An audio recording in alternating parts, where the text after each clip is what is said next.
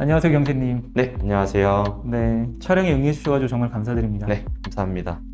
먼저 입사하신 지 3개월 되신 거를 정말 축하드리고요. 네, AS 스타터 백엔드 개발자의 업무 내용과 다루시는 언어는 어떻게 되실까요? 네, 자바 스프링 프레임워크를 이용을 해가지고 플랫폼에 필요한 새로운 기능들을 개발을 하고 있고, 그 다음에 스카우터라는 모니터링 도구를 이용을 해가지고 버그나 문제들을 개선하고 고도화하는 작업들을 주로 하고 있습니다.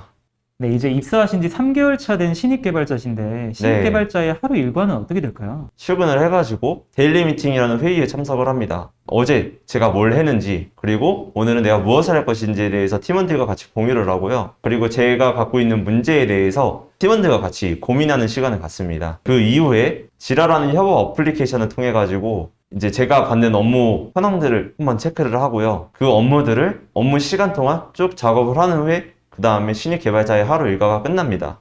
네, 그렇게 하루 일과가 끝나면은 이제 퇴근을 해가지고 집에서는 보통 이제 운동이나 개인 개발에 좀 힘을 쓰고 있는 편입니다. 그러면 지금 이렇게 업무 내용하고 하루 일과를 말씀 주셨는데 신입 네. 개발자로서 가장 어려웠던 업무는 어떤 점일까요?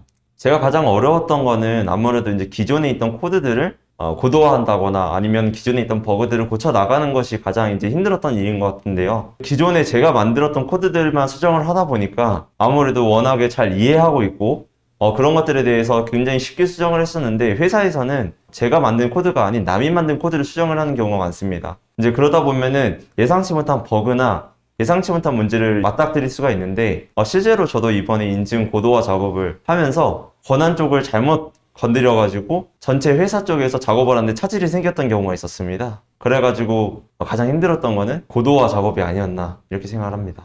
확실히 처음에 개발을 준비하시는 분들이 네. 자신이 만든 코드에 대해서만 버그를 찾고 그 다음에 이거를 애플리케이션화 시키는데 네. 회사에 들어가게 되면은 기존에 있던 코드, 다른 사람이 만들어 놓은 코드에 대해서 버그를 찾고 수정을 해야 되는 작업이 가장 힘들 것 같아요. 네, 맞습니다.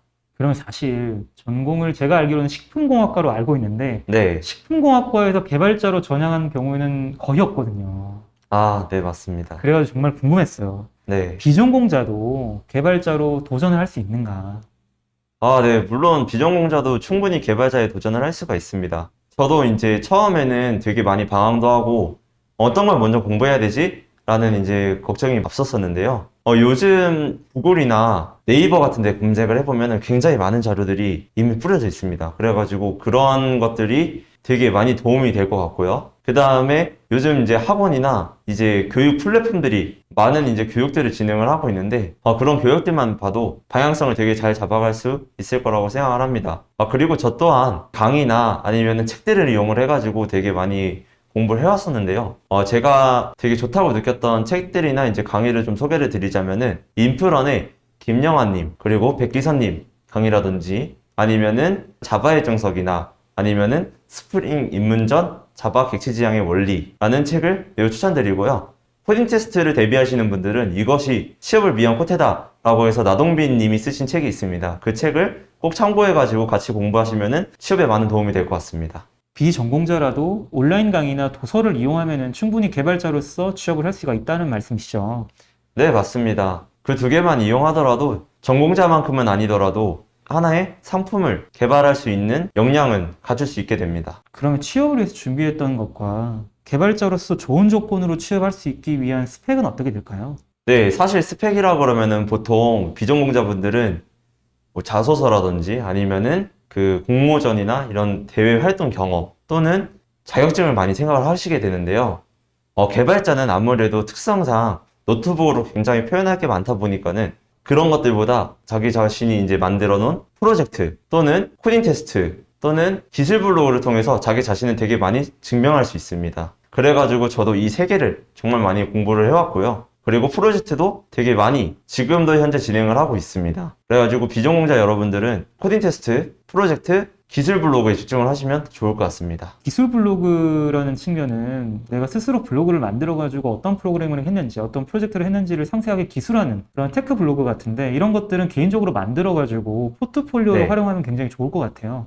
네, 맞습니다. 저도 지금 현재 작성하고 있는 프로젝트에다가 블로그를 통해 가지고 좀 정리를 하고 있는데요. 제 스스로에게도 도움이 될 뿐더러 제가 왜 프로젝트를 처음에 이렇게 계획을 하게 됐는지, 그리고 제가 코드를 작성하면서 왜 이렇게 코드를 짰는지 또는 이 기술을 쓰는 데 있어서 왜 이 기술을 쓰게 되는지에서 되돌아보는 시간이 되는 것 같기도 했고요. 그런 생각들이 면접에서도 충분히 많이 도움이 됐던 것 같습니다. 그러면 코딩 테스트하고 면접을 치르실 때 가장 어려웠던 점이 있을까요?